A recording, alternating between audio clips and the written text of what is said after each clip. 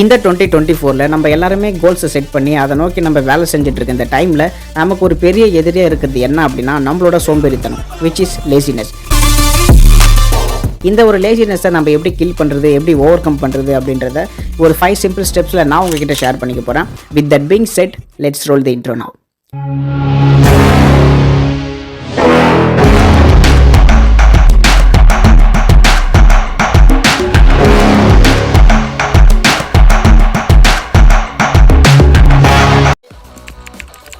உங்களோட மைண்டில் millions of thoughts டெய்லியுமே ரன் ஆகிட்டு இருக்கிறதால நமக்கு என்ன பண்ணுறதுன்னு ஒரு கிளியரான ஐடியாவே இருக்காது.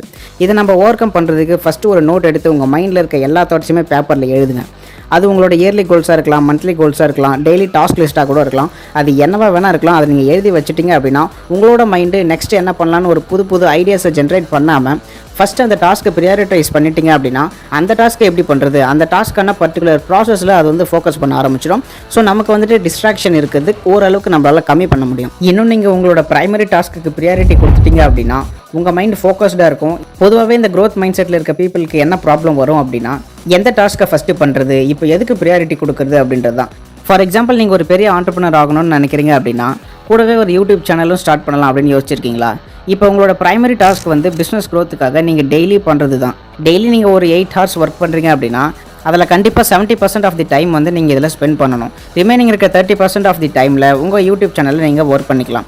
இதுவே நீங்கள் யூடியூபர் ஆகணும் அப்படின்னு ஒரு ஐடியா இருந்துச்சு அப்படின்னா, பிஸ்னஸை சைடில் பண்ணலாம் அப்படின்னு ஒரு ஐடியா இருந்துச்சு அப்படின்னா, இப்போ சொன்ன 70-30% நீங்கள் அப்படியே ஆப்போசிட்டாக பண்ணணும். 70% வந்து நீங்கள் யூடியூப்பில் கான்சன்ட்ரேட் பண்ணணும், 30% வந்து உங்களோட பிஸ்னஸ் ஐடியாஸில் சைடில் கான்சன்ட்ரேட் பண்ணிக்கிட்டே வரணும். ஸோ இந்த மாதிரி நீங்கள் நோட்டில் டாஸ்க் லிஸ்ட்டாக எழுதும்போது ஒரு கிளியரான பிக்சர் உங்களுக்கு கிடைக்கும். இப்போ ஸ்டெப் நம்பர் 2 என்னன்னு பார்ப்போம். Step number 2 is to clarifying your task list. நீங்கள் இப்போ ஸ்டெப் நம்பர் 1ல் சொன்ன மாதிரி உங்களோட டாஸ்க் லிஸ்ட்டை நோட்டில் எழுதி வச்சிட்டிங்க அப்படின்னா அந்த நோட்டில் எழுதி வச்ச எல்லா டாஸ்க்குமே ஆக்ஷனபிளா அப்படின்றத நம்ம செக் பண்ணிக்கணும். அதாவது அந்த பர்டிகுலர் டாஸ்க்கை பண்ணுறதுக்கான எல்லா ரிசோர்ஸஸுமே நம்மக்கிட்ட அவைலபிலிட்டி இருக்கா அப்படின்றத கிராஸ் செக் ஒரு வாட்டி பண்ணிக்கணும். அப்படி அந்த டாஸ்க் லிஸ்ட்டை நீங்கள் வெரிஃபை பண்ணும்போது நீங்கள் அந்த டாஸ்க்கை வந்துட்டு டிஸ்கார்ட் பண்ணிக்கலாம். அந்த டாஸ்க்கை பண்ணுறதுக்கு இப்போதைக்கு நம்மக்கிட்ட ரிசோர்ஸஸ் இல்லை அப்படின்னா மேபே லிஸ்ட்டுன்னு ஒன்று கிரியேட் பண்ணி அதில் அந்த டாஸ்க்கை வந்துட்டு நம்ம ஆட் பண்ணிட்டோம் அப்படின்னா ஃபியூச்சரில் நமக்கு ரிசோர்ஸஸ் கிடைக்கும் போது அந்த டாஸ்க் லிஸ்ட்டை வந்து நம்ம பண்ண ஸ்டார்ட் பண்ணிடலாம். ஒர்க் அவுட் பண்ணணும்னு ஒரு ஸ்டெப்பில் எழுதி வச்சிருக்கீங்கன்னு அசியூம் பண்ணிப்போம். இந்த செகண்ட் ஸ்டெப்பில் நம்ம என்ன பண்ணணும் அப்படின்னா எக்ஸாக்டாக நம்ம எந்த மசிலை இன்றைக்கி ட்ரெயின் பண்ண போகிறோம், எவ்வளோ செட்ஸ் போட போகிறோம், எவ்வளோ ரெப்ஸ் போட போகிறோம், இந்த வீக்கில் ப்ராக்ரெசிவ் ஓவர்லோட் பண்ணியிருக்குமா, இந்த மாதிரி டீட்டெயில்டான டாஸ்க் லிஸ்ட்டாக வந்துட்டு செகண்ட் ஸ்டெப்பில் ஃபஸ்ட் ஸ்டெப்பில் பண்ணதை செகண்ட் ஸ்டெப்பில் டீட்டெயில்டாக மாற்றணும். இப்படி நீங்கள் டீட்டெயில்டாக எழுதி வச்சிட்டிங்க அப்படின்னா அந்த டாஸ்க் லிஸ்ட்டை பார்த்ததும் ஒரு கிளியரான ஐடியா உங்களுக்கு கிடைக்கும். ஒர்க் பண்ணுறதுக்கும் ரொம்ப ஈஸியாக இருக்கும். நீங்கள் இந்த வீடியோவை கண்டினியூஸாக பார்த்துட்டு இருக்கீங்க அப்படின்னா it actually represents your growth mindset. நீங்கள் ஏதோ ஒரு கோலை நோக்கி கண்டிப்பாக ஓடிக்கிட்டு இருக்கீங்க. Congratulations from my side. நீங்கள் இந்த மாதிரி ஒரு கோலை நோக்கி ஓடிட்டு இருக்கும்போது உங்களுக்கு ஒரு பெரிய டிஸ்ட்ராக்ஷன் இருக்கிறது என்ன தெரியுமா? நீங்கள் இப்போ இந்த வீடியோவை பார்த்துட்டு இருக்கிற மொபைல் ஃபோன் தான். ஸோ ப்ளீஸ் இந்த மொபைல் ஃபோனை யூஸ் பண்ணுற டைமை கம்மி பண்ணிக்கோங்க. இந்த மாதிரி வீடியோஸ் போஸ்ட் பண்ணுற சேனலை மறக்காமல் சப்ஸ்கிரைப் பண்ணி வச்சுக்கோங்க. இதை ஏன் சொல்கிறேன் அப்படின்னா முன்னெல்லாம் வந்துட்டு நம்ம கூட இருக்க 5 ஃப்ரெண்ட்ஸோட ஆவரேஜ் மைண்ட் செட்டில் தான் நம்ம இருப்போம் அப்படின்னு சொல்லுவாங்க. பட் இப்போ எப்படி மாறி போச்சு அப்படின்னா நம்ம இப்போ கன்சியூம் பண்ணுற சோஷியல் மீடியா கண்டென்ட் டைப்போட ஆவரேஜாக தான் நம்ம இருப்போம் அப்படின்னு ஒரு ஸ்டடியிலே ப்ரூவ் பண்ணியிருக்காங்க. இப்போ கூட நீங்கள் ஒரு க்ரோத் மைண்ட் செட்டில் இருக்கவே தான் இந்த வீடியோ வந்துட்டு யூடியூப் உங்களுக்கு ரெக்கமெண்ட் பண்ணுது. இதுவே நீங்கள் ஃப்ளிப் சைடில் என்டர்டைன்மெண்ட் வீடியோஸ் அதிகமாக கன்சியூம் பண்ணிகிட்டே இருந்தீங்க அப்படின்னா அது ரிலேட்டடான வீடியோஸ் தான் உங்களுக்கு அதிகமாக யூடியூப் வந்து ரெக்கமெண்ட் பண்ணியிருக்கும். ஸோ இதுலேருந்து நீங்கள் எஸ்கேப் ஆகிறதுக்கு எனக்கு தெரிஞ்ச வரைக்கும் 2 வே இருக்குது. வே நம்பர் 1 என்ன அப்படின்னா இன்டென்ஷனலாக நீங்கள் என்ன டாபிக் லேர்ன் பண்ண போகிறீங்களோ அதை நீங்கள் வந்துட்டு யூடியூப்ல போட்டு சர்ச் பண்ணிவிட்டு அதை நீங்கள் டேரெக்டாக யூடியூப்ல போட்டு லேர்ன் பண்ணிவிட்டு இந்த பிளாட்ஃபார்மை க்ளோஸ் பண்ணிட்டு போயிடலாம். வே நம்பர் 2 என்ன அப்படின்னா நீங்கள் என்ன தான் டிஸ்ட்ராக்ட் ஆகி யூடியூப்ல ஸ்க்ரோல் பண்ண ஸ்டார்ட் பண்ணாலும் நீங்கள் சப்ஸ்கிரைப் பண்ணுற சேனல்ஸோட வீடியோஸ் தான் உங்களுக்கு வந்து ஹோம் பேஜில் அதிகமாக ரெக்கமெண்ட் ஆகும். உங்கள் கரியருக்கு பாசிட்டிவ் இம்பாக்ட் கிரியேட் ஆகும்னு நினைக்கிற சேனலில் மட்டும் சப்ஸ்கிரைப் பண்ணி வச்சுக்கோங்க. ஃபார் எக்ஸாம்பிள், அது ஃபைனான்ஸாக இருக்கலாம், ஸ்டாக் மார்க்கெட்டாக இருக்கலாம், செல்ஃப் இம்ப்ரூவ்மெண்ட் வீடியோஸாக இருக்கலாம், பிஸ்னஸ் ரிலேட்டடாக இருக்கலாம். இந்த மாதிரி உங்கள் கரியருக்கு என்னென்னலாம் தேவைப்படுமோ அந்த மாதிரி சேனல்ஸை மட்டும் சப்ஸ்கிரைப் பண்ணி வச்சுக்கோங்க. என்டர்டைன்மெண்ட் வீடியோஸை நீங்கள் ஆல்ரெடி வந்துட்டு சப்ஸ்கிரைப் பண்ணி வச்சுருந்தீங்கன்னா அந்த மாதிரி சேனலை ப்ரூட்டலாக போயிட்டு அன்சப்ஸ்கிரைப் பண்ணுங்கள். ஏன்னா அது வந்துட்டு எந்த விதத்துலையும் உங்களுக்கு வந்துட்டு கரியருக்கு ஹெல்ப் பண்ண போகிறதே கிடையாது. அன்லெஸ் நீங்கள் வந்துட்டு ஒரு என்டர்டைன்மெண்ட் ஃபீல்டில் ஓரளவுக்கு ஒரு இன்ஃப்ளூயன்சர் ஆகணும், அந்த மாதிரி இல்லாத வரைக்கும் நீங்கள் அந்த சேனல்ஸ்லாம் அன்சப்ஸ்கிரைப் பண்ணிவிட்டு க்ரோத் மைண்ட் செட்டில் இருக்கிறது மட்டும் வச்சுக்கலாம். இது என்னோட பர்சனல் சஜஷன். நான் அப்படி தான் பண்ணிட்டு இருப்பேன். ஃபஸ்ட்டு சொன்ன வே தான் பெஸ்ட் ஆப்ஷன். செகண்ட் வே எதுக்கு சொன்னேன் அப்படின்னா உங்கள் கண்ட்ரோலையும் மீறி நீங்கள் சோஷியல் மீடியாவை ஸ்க்ரோல் பண்ணாலும் யூஸ்ஃபுல்லான வீடியோஸ் வந்துட்டு ரெகுலராக அப்லோட் பண்ணுறதால இந்த டிஸ்ட்ராக்ஷனையும் யூஸ்ஃபுல் லேர்னிங்காக உங்களால் மாற்ற முடியும். இந்த சேனலில் பேச இன்ஃபர்மேஷன் உங்களுக்கு பிடிச்சிருந்துச்சி அப்படின்னா இந்த சேனலில் மறக்காமல் சப்ஸ்கிரைப் பண்ணி வச்சுக்கோங்க. ஓகே, இப்போ நம்ம லிஸ்ட்டில் இருக்க ஸ்டெப் நம்பர் 3 பற்றி பார்ப்போம். டாஸ்க் லிஸ்ட்டை ஆர்கனைஸ் பண்ணணும்.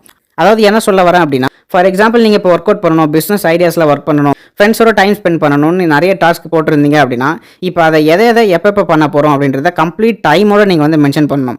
அது எக்ஸாக்ட் டைமாக இருக்கலாம், இல்லைனா மார்னிங், ஆஃப்டர்நூன், ஈவினிங் இந்த மாதிரி நீங்கள் வந்துட்டு ஒரு பர்டிகுலராக அப்ராக்சிமேட்லி கூட போட்டு வச்சுக்கலாம். பட் என்ன பொறுத்த வரைக்கும் டைம் மென்ஷன் பண்ணி போடுறது தான் பெட்டராக இருக்கும். ஸோ மறக்காமல் உங்களோட டாஸ்க்கான ஹெல்த், வெல்த், ரிலேஷன்ஷிப் ரிலேட்டடாக இருந்துச்சு அப்படின்னா கண்டிப்பாக அதை ஆர்கனைஸ் பண்ணிக்கோங்க.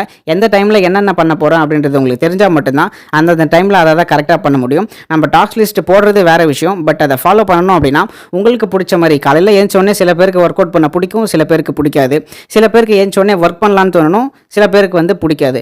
சில பேருக்கு வந்துட்டு வேறு எதனா பண்ண தோணும், சில பேருக்கு பிடிக்காது. ஸோ இந்த மாதிரி எனக்குலாம் வந்துட்டு காலையில் ஏஞ்சோடனே ஒரு 1 hour வந்துட்டு நான் கம்ப்யூட்டர் முன்னாடி போயிட்டு ஒர்க் பண்ணிவிட்டு அதுக்கப்புறம் தான் மற்ற வேலையெல்லாம் பார்த்துட்டு இருப்பேன். ஸோ அந்த மாதிரி உங்களுக்கு எது பிடிச்சிருக்கோ அதை வந்துட்டு அந்த ஃபஸ்ட்டு 1 hour போட்டுடுங்க.